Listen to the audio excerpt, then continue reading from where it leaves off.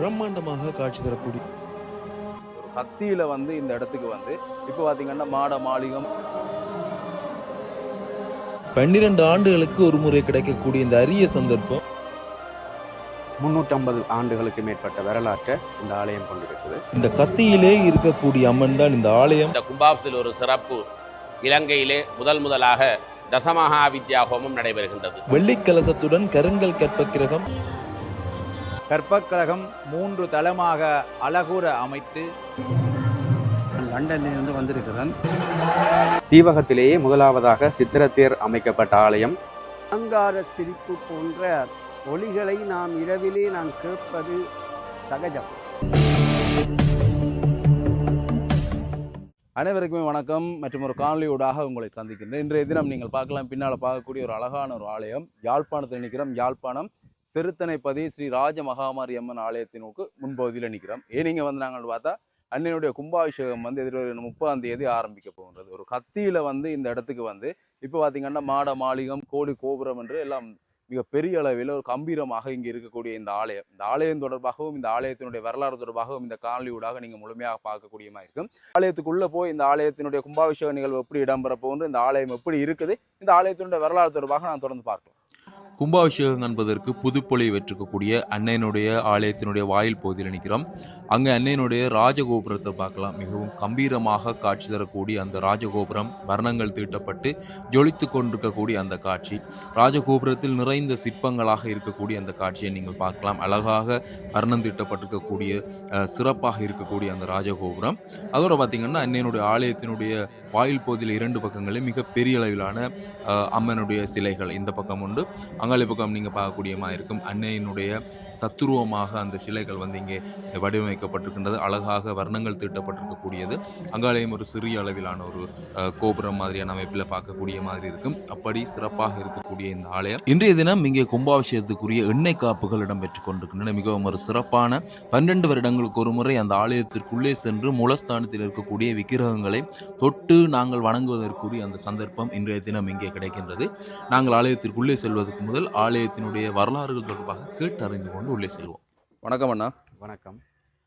கும்பாபிஷேகம் தொடர்பாக சொல்லுங்க, இந்த ஆலயத்தினுடைய வரலாறு தொடர்பாக சொல்லுங்க.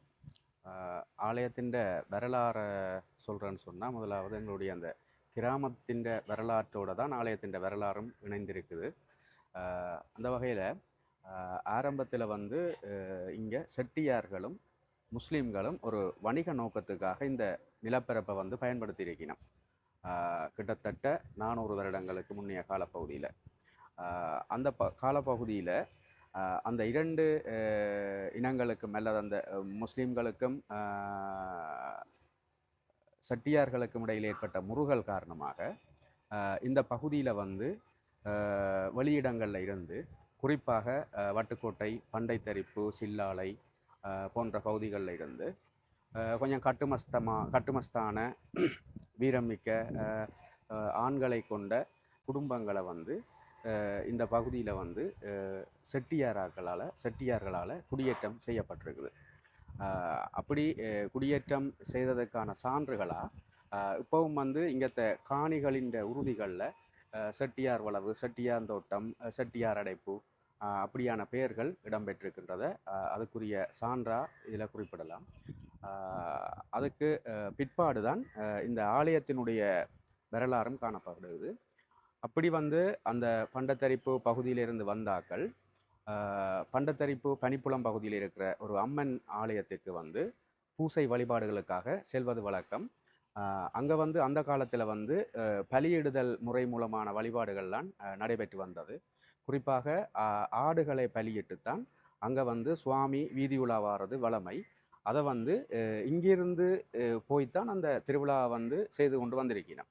அப்போ ஒரு முறை வந்து இங்கேருந்து வினாசி தம்பி மற்றும் அவரது மகன் வைரமுத்து ஆகியோர்கள் கிடாயோட அராலி கடல் நீரேரியூடாக பண்டத்தரிப்பு பகுதியை நோக்கி செல்லேக்க அந்த கடல் சீற்றம் மற்றது இயற்கை கால சீரற்ற தன்மை காரணமாக வந்து இவர்களால் அந்த குறித்த நேரத்துக்கு அங்கே போக முடியாமல் போயிட்டுது. அதனால் அவர்கள் வந்து நீண்ட நேரமாக பார்த்தும் அந்த திருவிழாவை செய்ய இல்லாமல் இருக்குதுன்றதால அவை தாங்களே வந்து அந்த ஆட்டை வெட்டி அந்த திருவிழாவை வந்து அங்கே செய்து கொண்டுட்டோம். அதில் ஏற்பட்ட முரண்பாடு காரணமாக இவர்கள் இங்கேருந்து போனவர்கள் அந்த கத்தியை எடுத்து கொண்டு வந்து வச்சு இதில் வச்சு வழிபட்ட இடம்தான் இப்போ இந்த மகாமாரியம்பாள் ஆலயமாக உயர்வு பெற்றிருக்குது. கிட்டத்தட்ட 350 ஆண்டுகளுக்கு மேற்பட்ட வரலாற்றை இந்த ஆலயம் கொண்டிருக்குது. ஒரு கத்தியில தான் நம்ம இங்கே வந்திருக்கிறோம், அப்படித்தானே? கத்தி மூலமான வழிபாடு தான் ஆரம்பத்தில் நடைபெற்றதாக கூறப்படுகிறது. கத்தியை தான் கும்பிட்டு கத்தியை வந்துருக்கீங்க. தான் வழிபட்டிருக்கணும், அம்பாளாக கத்தியை வழிபட்டிருக்கணும். அதுக்கு பிற்பட்ட காலப்பகுதியில் கதிரேசர் என்பவர்களுடைய எஜமானாக அவர்கள் இருந்த காலப்பகுதியில் தென்னிந்தியாவிலிருந்து எழுந்தருளி விக்கிரகம் கொண்டு வரப்பட்டு எழுந்தருளி விக்கிரகம் தான் மூலமூர்த்தியாக இங்கே இருந்திருக்குது. அதுக்கு பிற்பட்ட காலங்களில் தான் கருங்கல்லிலான அம்பாள் விக்கிரகம் பிரதிஷ்டை செய்யப்பட்டிருக்கிறது. வரலாறு தொடர்பாக கேட்டறிந்து கொண்டோம். தற்பொழுது நாங்கள் ஆலயத்துக்குள்ளே செல்லலாம். கம்பீரமாக காட்சி தரக்கூடிய ஆலயத்தினுடைய உட்பகுதியில் பண்ணிக்கிறோம். இங்கால பக்கம் பார்த்தீங்கன்னா பூஜைகள் எல்லாமே இடம்பெற்று கொண்டிருக்கிற இந்த கும்பாபிஷேகத்துக்குரிய ஆரம்ப பூஜை வழிபாடுகள் இந்த இடத்துல இடம்பெற்று கொண்டிருக்கிறதையும் பார்க்கலாம். அவ்வாறு உள்ளே செல்லுகிற பொழுது வாயில் பகுதியில் பார்த்தீங்கன்னா அழகிய அம்மனுடைய அந்த ஒரு திருவுருவம் இந்த இடத்துல செய்து வைக்கப்பட்டிருக்கின்றது, அழகாக காட்சி தருகின்றது. அப்படி நாங்கள் உள்ளுக்கு போகலாம். உள்ளுக்கு போய் எவ்வளவு சிறப்பாக இருக்கின்றது. இந்த மூலஸ்தானத்துக்கு சென்று அந்த விக்கிரகங்கள் எல்லாம் நேரில் பார்க்குற கொடுப்பனவு எல்லாருக்குமே கிடைக்காது. இங்கே நீங்கள் பார்க்கலாம், இந்த கும்பங்கள் எல்லாமே அங்கே தேரிலே வைக்கப்பட்டிருக்கின்றது ஒரு தனிச்சிறப்பாக இருக்கின்றது. அது தொடர்பாக நாங்கள் கேட்டு அறிந்து கொள்ளலாம். ராஜகோபுரத்தினுடைய குறிப்பிட்ட அளவு தூரம் பார்த்தீங்கன்னா கருங்கல்லாலே முழுவதுமாக கட்டப்பட்டிருக்கின்றது. அதில் ஆண்டுகளும் போடப்பட்டிருக்கின்றது. 1945 தொடக்கம் 1975 என ஆண்டுகள் போடப்பட்டிருக்கின்றன. ஆலயத்தினுடைய உள்ளுக்கு இப்பொழுது நாங்கள் போய் கொண்டிருக்கின்றோம். வாயில் பகுதியில் கூட கருங்கல் வேலைப்பாடுகள் இருக்கின்றன. சிறப்பான இந்த வாயில் பகுதியில் இருக்கக்கூடிய தூண்கள் கூட கருங்கல்லாலே அமையப்பட்டிருக்கிற சிறப்பு. மேலே கூரை வேலைப்பாடுகள் கூட கருங்கல்லாலே செய்யப்பட்டிருக்கின்றன. புதுப்பொலிவுடன் பிரம்மாண்டமாக காட்சி தரக்கூடிய அன்னையினுடைய ஆலயத்தினுடைய உள்பகுதியில் நிற்கிறோம். தகதகன மின்னிக் கொண்டிருக்கக்கூடிய அன்னையினுடைய அந்த கம்பீரமாக காட்சி தந்திருக்கக்கூடிய அந்த கொடிக்கம்பம் எல்லாமே இங்கே சிறப்பாக பார்க்கக்கூடியமாக இருக்கும். அதோட இந்த இடத்துல நீங்கள் பார்க்கக்கூடியமாக இருக்கும் கொடிக்கம்பம் மட்டும்தான் இருக்குது. அதுக்கு முன்னாலே இருக்கக்கூடிய அந்த பலிப்பு இடம் அவை இந்த இடத்துல இல்லை. காரணம் என்னென்னு பார்த்தீங்கன்னா, ஆரம்பத்தில் இங்கே கிராமிய வழிபாடு இருந்த காரணத்தால் அதன் பின்னர் தான் இந்த மகோற்சவ காலங்களில் கொடியேற்றது கொண்டு வந்தார்கள் என்ற அந்த காரணத்தால் பார்த்தீங்கன்னா இங்கே இன்னும் அந்த பலிப்பீடம் போன்ற அமைப்புகள் இந்த இடத்துல இல்லாதமே குறிப்பிடத்தக்க ஒரு விடயம். அதே சமயம் பார்த்தீங்கன்னா இப்போ நாங்கள் ஆலயத்தினுடைய உள்ளுக்கு போய் கொண்டிருக்கிறோம். உள்ளுக்கண்டா கருவறை மூலஸ்தானத்தை நோக்கி செல்கின்றோம். அங்கே இருக்கக்கூடிய அந்த அன்னையினுடைய தரிசனம், அங்கே எண்ணெய் காப்பு இடம் பெற்று கொண்டிருக்கிறது.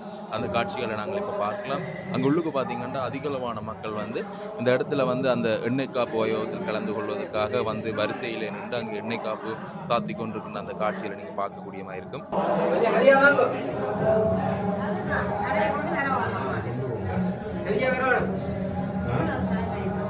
இந்த பாக்கியம், இந்த கொடுப்பனவு எல்லாருக்குமே கிடைத்து விடாது. நினைத்தால் கூட கிடைக்காத இந்த பாக்கியம் கருவறையில் இருக்கக்கூடிய தெய்வத்தை எங்களுடைய கைகளால் தொட்டு வணங்கி அங்கு எண்ணெய் காப்பு சாற்றுவது என்பது பார்த்தீங்கன்னா 12 வருடங்களுக்கு ஒரு முறை தான் இந்த சந்தர்ப்பம் எங்களுக்கு கிடைக்கும். அப்படி கிடைத்தாலும் அம்மனுடைய அந்த அழைப்பு இருக்க வேண்டும் ஆலயங்களுக்கு செல்வதற்கும். அவ்வாறு அந்த சந்தர்ப்பம் கிடைத்தவர்கள் இந்த இடத்திலே மகிழ்ச்சியாக தங்களுடைய அந்த எண்ணெய் காப்பை சாற்றி கொண்டிருக்கிற அந்த காட்சியில் நீங்கள் பார்க்கலாம். இங்கு வர முடியாதவர்களுக்கு இந்த காணொளி பயனுள்ளதாக இருக்கும். அம்மனுடைய தரிசனத்தை பெறக்கூடிய மாதிரி இருக்கும். உள்ளே செல்வதற்கு முதல் இந்த எண்ணெய் காப்பு சாற்றுவதற்குரிய ஒழுங்குகள் இங்கே காட்சிப்படுத்தப்பட்டிருக்கிறது. பிள்ளையார், ராஜமகாமாரி அம்மன், முருகன், நவக்கிரகம், அங்கே வெளியாலே இருக்கக்கூடிய ராஜராஜேஸ்வரி அம்மன், அதோட ஆலய வெளிவீதியிலே இருக்கக்கூடிய நர்த்தன கணபதி என்ன பார்த்தீங்கன்னா அந்த வரிசையில் இந்த ஒழுங்குமுறையில் எண்ணெய் காப்பு சாட்ட வேண்டியிருக்கின்றது. ஆலயத்தினுடைய உள்வீதி பகுதியில் இங்கே தரோசோ போன்ற அந்த பதிக்கப்பட்டிருக்கக்கூடிய இந்த கற்கள் வலுவலுப்பற்ற தன்மையுடையதாக இருக்கின்றன. அது ஒரு சிறப்பான விடயம். அவ்வாறு இங்கே விநாயக பெருமானுக்கு எண்ணெய் காப்பு இந்த இடத்துல இடம்பெற்று கொண்டிருக்கின்றன. இங்கேயும் வரிசையாக மக்கள் நின்று அந்த எண்ணெய் காப்பு வைபவங்களை நிகழ்த்தி கொண்டிருக்கிறார்கள்.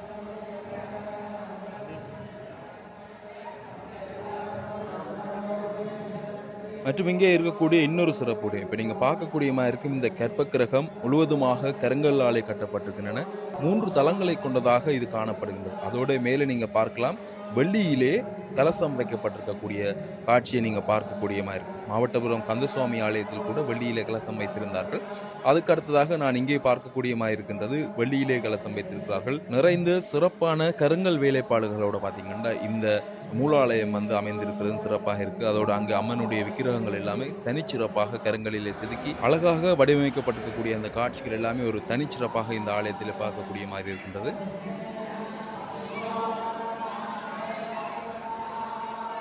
நம பார்வதி பதையே அரகர மகாதேவா.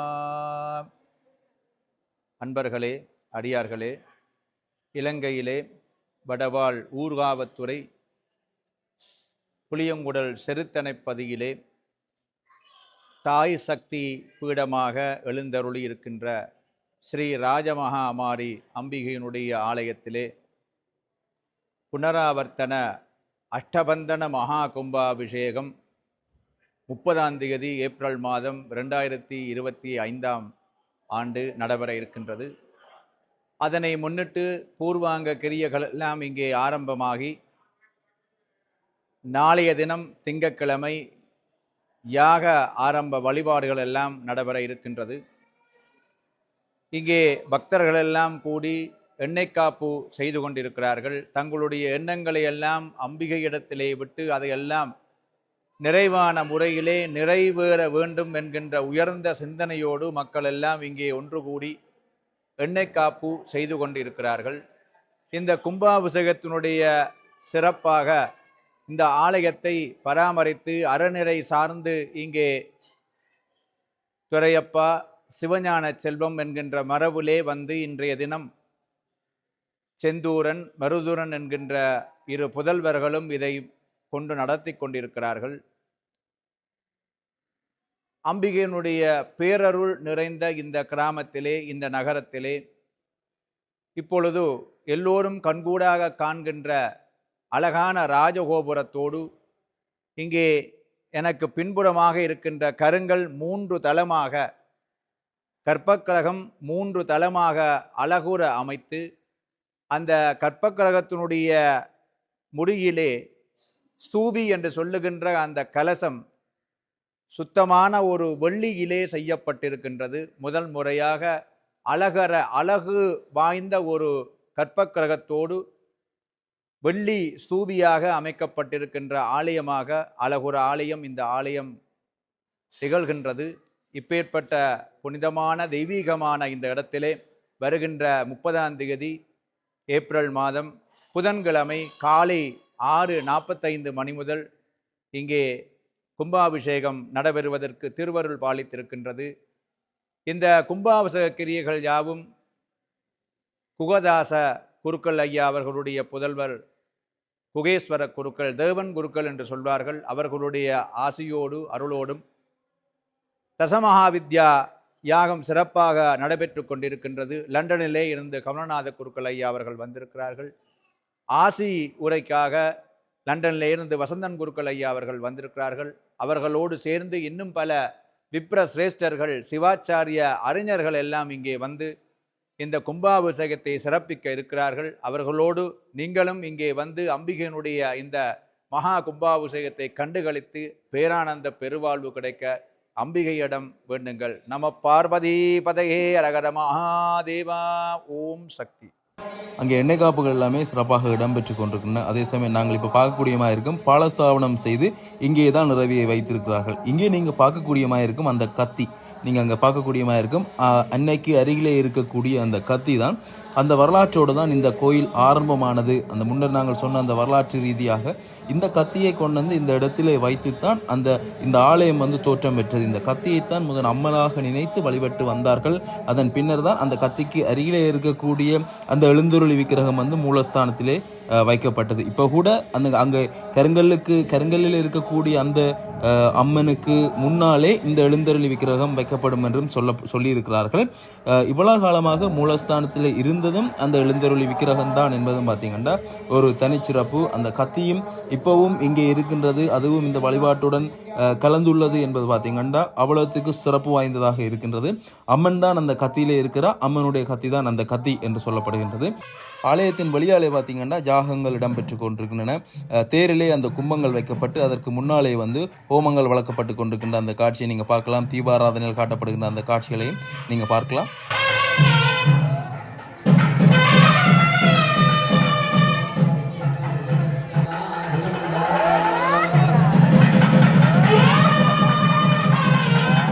ஆலயத்தினுடைய ராஜகோபுரத்துக்கு அருகிலேயே இன்னொரு சிறிய கோபுரத்தோட சிறிய ஆலயம் போன்ற அமைப்பில் அழகிய சிற்ப வேலைப்பாடுகளுடன் கூடிய கருங்கல்லாலே கட்டப்பட்டிருக்கக்கூடிய ஒரு சிறிய ஒரு ஆலயம் போல இருக்குது.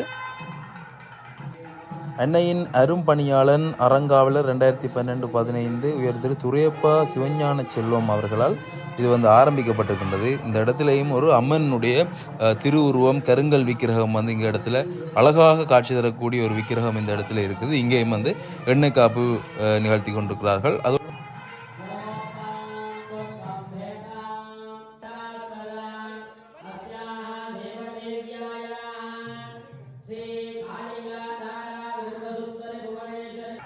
இங்கேயும் கருங்கல் வேலைப்பாடுகள் நிறைந்திருக்கிறத பார்க்கக்கூடியமாக இருக்கும். தூண்களில் செதுக்கப்பட்டிருக்கக்கூடிய கருங்கல் வேலைப்பாடுகள், தூண்கள் எல்லாமே சிற்பங்களாலே நிறைந்திருக்கக்கூடியது, செதுக்கல்களாலே நிறைந்திருக்கக்கூடியதாக இருக்கின்றது. பாம்பினுடைய உருவங்கள் எல்லாம் தத்துருவமாக இங்கே செதுக்கப்பட்டிருக்கிறத பார்க்கக்கூடிய மாதிரி இருக்கின்றது.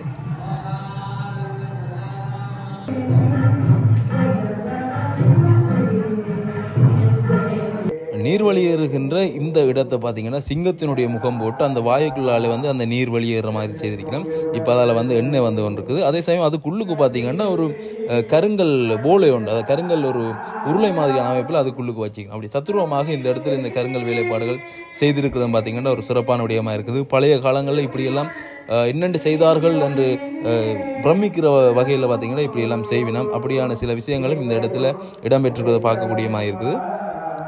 ஆலயத்துக்கு அருகில் இன்னொரு சிறிய ஆலயம் மாதிரியான அமைப்பு இருக்குது. முற்று முழுதாக கருங்கல்லால் செய்யப்பட்டிருக்கு. அது தொடர்பாக விளக்கம் தான் இப்போ நீங்கள் இதில் பார்க்கக்கூடிய மாதிரி இருக்கும். இந்த ஆலயத்துக்கு அருகில் இருக்கக்கூடிய இது 2012ஆம் ஆண்டு ராஜராஜேஸ்வரி அம்மன் ஆலயம் முற்று முழுதாக கருங்கல்லிலே அமைக்கப்பட்டு மகா கும்பாபிஷேகம் நடைபெற்றிருந்தது. அனைவருடைய எதிர்பார்ப்புண்டு அல்லது ஒரு அவா ராஜராஜேஸ்வரி அம்பாளையம் எங்களுடைய மகாமாரி அம்பாளுடன் இணைந்து பிரதிஷ்டை செய்ய வேண்டும் என்பது. அது சில வேளைகளில் ஆகம விதிமுறைகளுக்கு உட்படாத விஷயமாக இருந்தாலும் ஆகம விதிமுறைகளுக்கு உட்பட்ட ஆலயமாக இது இருக்காத காரணத்தினாலே ராஜராஜேஸ்வரி அம்பாளை இதிலே பிரதிஷ்டை செய்ததோடு 2012ஆம் ஆண்டிலிருந்து மகாமாரி அம்பாள் ஆலயம் என வழங்கப்பட்ட இந்த ஆலயம் ராஜ மகாமாரி அம்பாள் ஆலயம் என பெயரும் மாற்றம் பெற்றுக்கொண்டது. எல்லோருக்கும் வணக்கம். இலங்கை தீவினுடைய வடபால் ஊர்காவத்துறை புளியங்குடல் செருத்தனைப்பதியிலே அருளாட்சி செய்கின்ற அன்னை ராஜமகாமாரியம்பாளுடைய திருவருளினாலே வருகின்ற 30ஆம் தேதி புதன்கிழமை மகா கும்பாபிஷேகம் நடைபெறுவதற்கு அன்னையினுடைய அருள் கூடியிருக்கின்றது. இந்த வேளையிலே அம்பிகையினுடைய சன்னிதானத்திலே இன்று நாளை செவ்வாய்க்கிழமை வரை எண்ணெய் காப்பு தொடர்ந்து பல்லாயிரக்கணக்கான அடியவர்கள் தங்கள் கைகளாலே ராஜமகாமாரி அம்பாளுக்கு எண்ணெய் காப்பு செலுத்தி திருவருள் பெறுகின்ற அற்புதமான நேரம் இது. இந்த புளியங்குடல் செருத்தனைப்பதி ராஜமகாமாரி அம்பாள் ஒரு நீண்ட வரலாற்றை கொண்ட ஒரு பெரும் கோயில். வடபாலில் இருக்கக்கூடிய அம்பிகையினுடைய ஆலயங்களிலே மிக முக்கியமான ஆலயங்களில் ஒன்றாக இந்த புளியங்குடல் மகாமாரி அம்பாள் விளங்குகின்றாள்.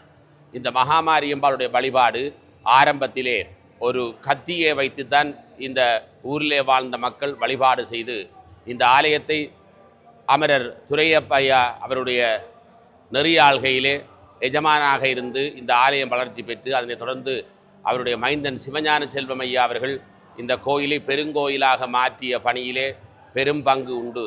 அவரை தொடர்ந்து அவருடைய மைந்தன் செந்தூரன் அவர்களும் அவருடைய தம்பியார் மருதூரன் அவர்களும் இணைந்து இந்த பெரிய ஆலயத்தை தனியாக நின்று ஆதீனமாக தாய் சக்தி பீடமாக உருவாக்கி ராஜகோபுரங்களோடு கூடிய மகா கும்பாபிஷேகம் நிகழ்த்துவதற்கு அன்னையின் அருள் கூடியிருக்கின்றது. இந்த கும்பாபிஷேகத்தில் ஒரு சிறப்பு, இலங்கையிலே முதலாக தசமகா வித்யா ஹோமம் நடைபெறுகின்றது. தசமகா வித்யா ஹோமம் என்பது அம்பிகை 10 திருப்பெரும் வடிவங்களாக காளிகாதேவி, தாராதேவி, திரிபுரசுந்தரி, புவனேஸ்வரி, திரிபுர பைரவி, சின்னமஸ்தா, தூமாவதி, பகலாமுகி, ராஜமாதங்கி, கமலாத்மிகா என்கின்ற 10 திருப்பெரும் வடிவங்களாக அன்னை விளங்குகின்றார்கள். நமக்கு எல்லா விதமான செல்வங்களையும் 16 விதமான செல்வங்களை தரக்கூடிய மிக அற்புதமான தசமகா வித்யா ஹோமம் நடைபெறுகின்றது. அதிலும் சிறப்பு அஸ்வபூர்வம் ரதமத்தியாம் ஹஸ்திநாத பிரபோதினியம் என்கின்ற வாக்குக்கு அமைவாக தேரிலே குதிரைகள் பூட்டி இருக்க ராஜமகாமாரியம்பாள் வீட்டிற்கு அதனை சுற்றி இந்த 10 தேவியர்கள் கும்பங்களாக வைத்து காலை மாலை வேளையாக வருகின்ற புதன்கிழமை வரை இந்த தசமகா வித்யாவும் நடைபெறுகின்றது.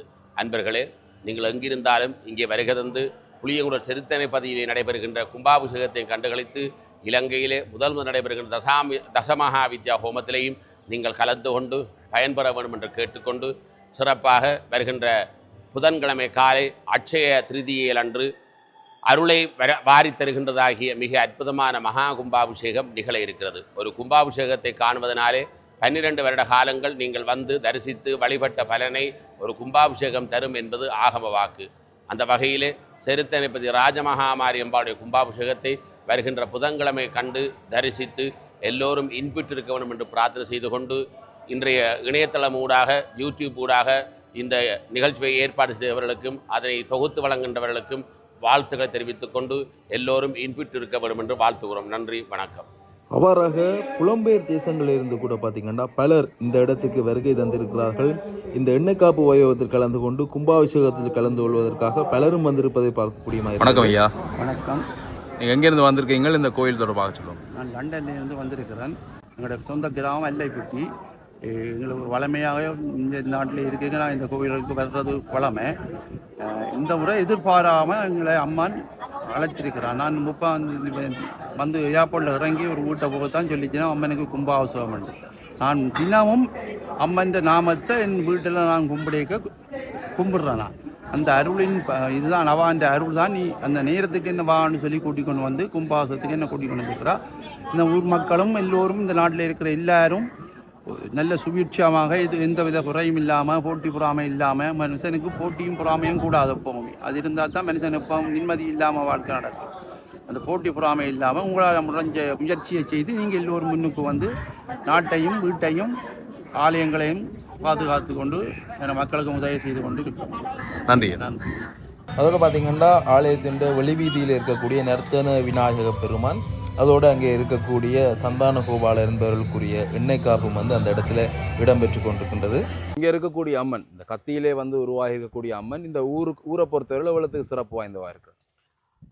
அந்த காலப்பகுதியில் இந்த ஆலயம் கத்தியில் உருவாக்கப்பட்ட காலம், அதன் பிற்பட்ட காலப்பகுதியில் வந்து யாழ்ப்பாணத்தின் பெரும்பாலான இடங்கள்ல இருந்து நோய்களை தீர்க்கிறதுக்காக பெருமளவான மக்கள் இங்கே வந்து தங்கியிருந்து தங்களுடைய நோய்களை தீர்த்ததாக வரலாறுகள் இருக்கின்றது.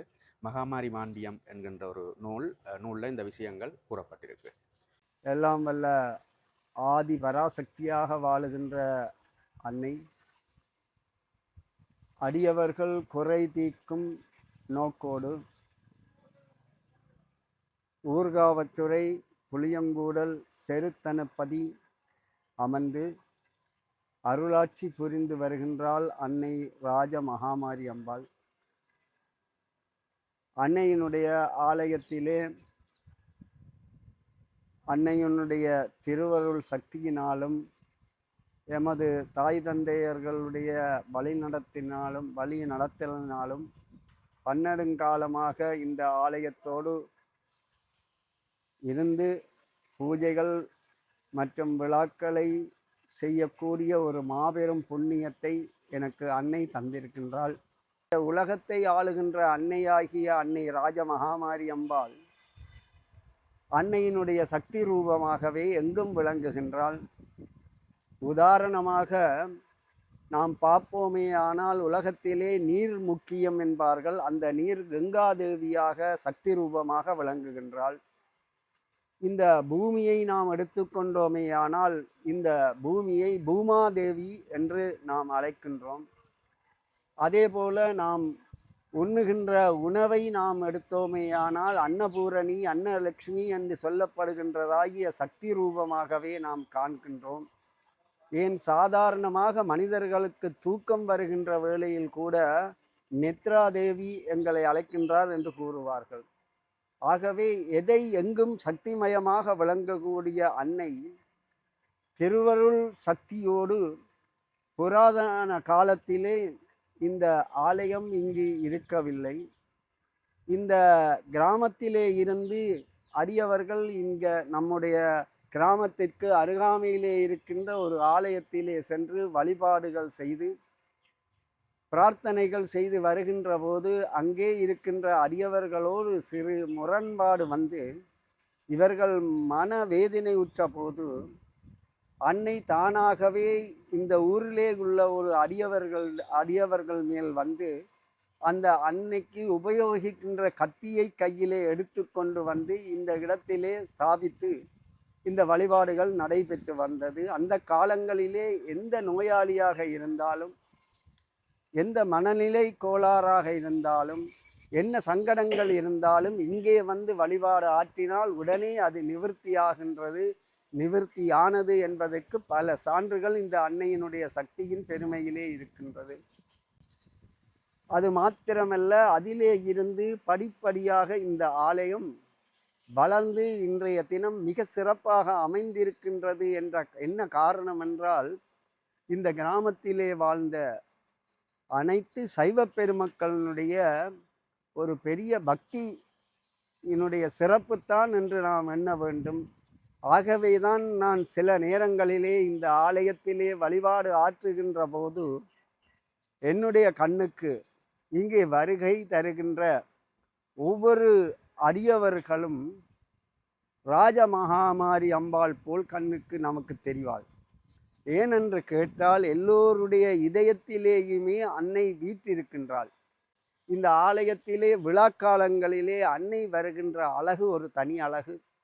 அதற்காக பல ஏற்பாடுகளை செய்து மிக அழகாக அமைதியாக ஒரு தாய்மை உள்ளம் கொண்ட ஒரு அன்னை, தாய்மை கோலம் கொண்ட ஒரு அன்னை எப்படி மெதுவாக நடந்து வருவாளோ அதே போல ஆலயத்தின் உள்வீதி பிரகாரத்திலே அழகாக சுற்றி வந்து அடியவர்களுக்கு அருள் புரிகின்ற காட்சி மிக மிக சிறப்பானது.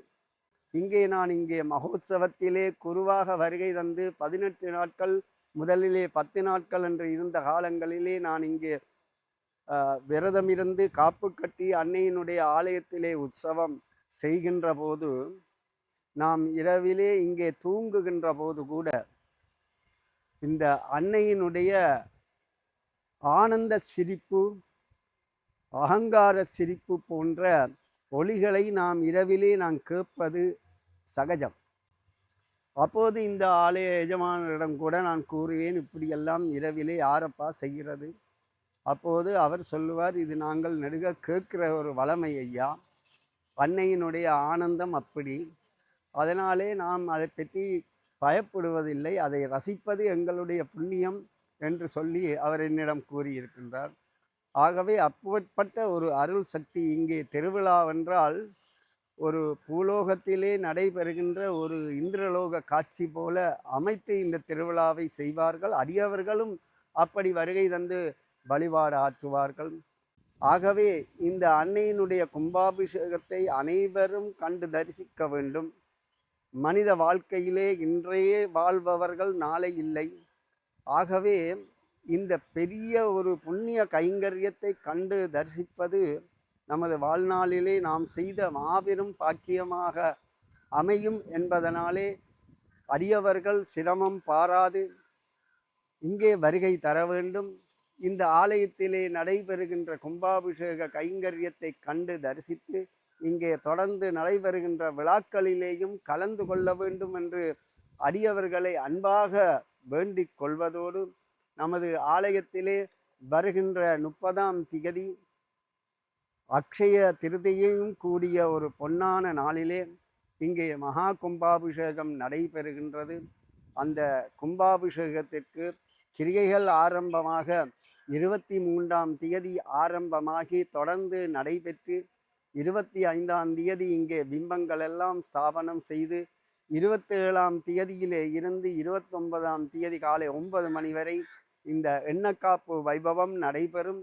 அடியவர்கள் எல்லோரும் அன்னையினுடைய திருவேணியை, அன்னையை குழந்தையாக எண்ணி அனைவரும் எண்ணெய் காப்புகள் சாத்தி அன்னையினுடைய திருவருளை பெற வேண்டும். அது மாத்திரமல்லாமல் அன்னையினுடைய அருள் சக்தியை மேலும் மேலும் கூட்ட வேண்டும் என்பதற்காக தசமகா வித்யா என்று சொல்லப்படுகின்ற சாஸ்திரத்திலே இருக்கின்ற பெருமையான ஒரு மகா யாகம் நடைபெற இருக்கின்றது.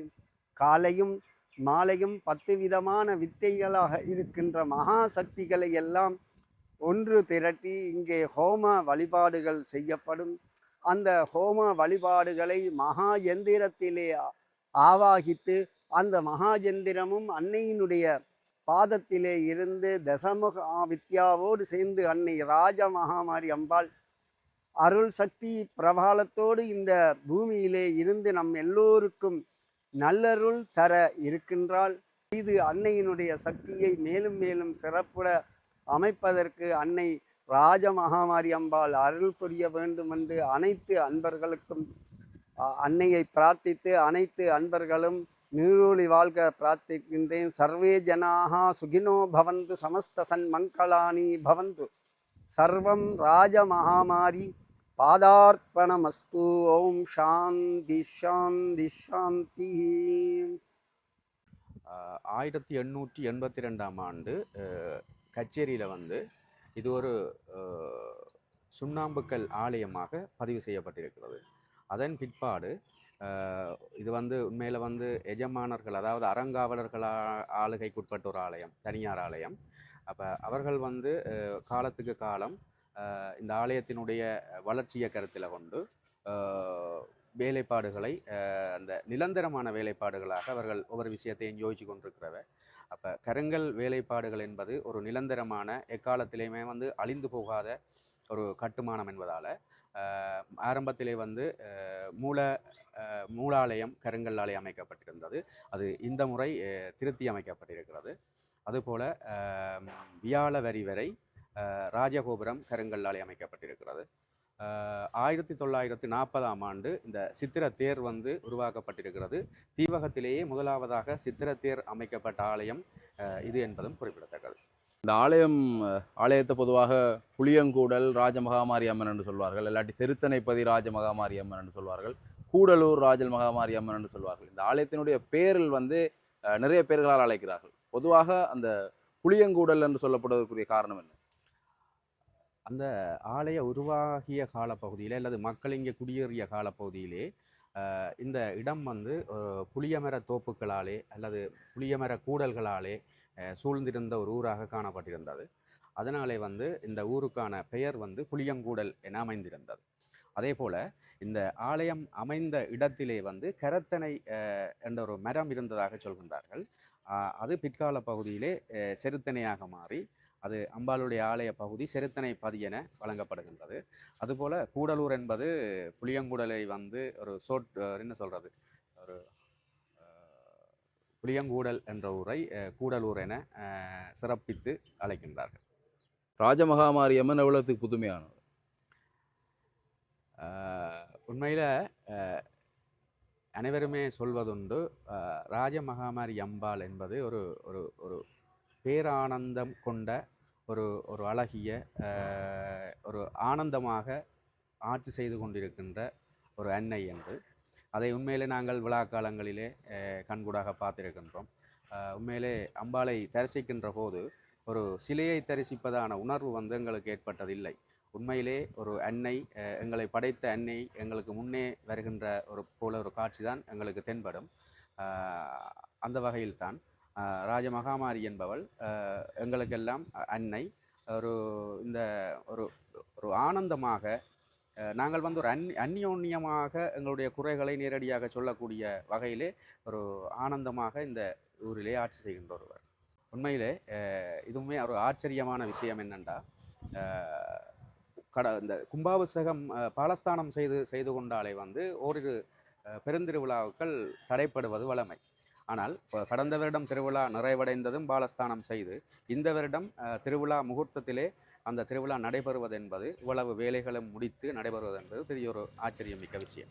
ராஜமகாமாரி அம்மன் ஆலயத்தினுடைய சிறப்புகள், அந்த ஆலயத்தினுடைய வரலாறுகள் எல்லாமே இந்த காணொலி ஊடாக நீங்கள் தெளிவாக அறிந்திருப்பீர்கள் என நம்புகின்றேன். அன்னையினுடைய கும்பாபிஷேகம் எதிர்வருகின்ற 30ஆம் தேதி இடம்பெற இருக்கின்றது. முடியுமானவர்கள் நேரிலே வந்து தரிசித்துக் கொள்ளுங்கள். தரிசிக்க முடியாதவர்களுக்கு காணொலி வாயிலாக இந்த கும்பாபிஷேக காட்சிகளை நான் பதிவிடுவேன். இந்த காணொலியை பார்வையிட்டு உங்கள் அனைவருக்குமே நன்றி. காணொலி தொடர்பான கருத்துக்களை கீழே தெரிவிங்க. மற்றும் ஒரு காணொலியில் உங்களை சந்திக்கின்றேன். நன்றி, வணக்கம்.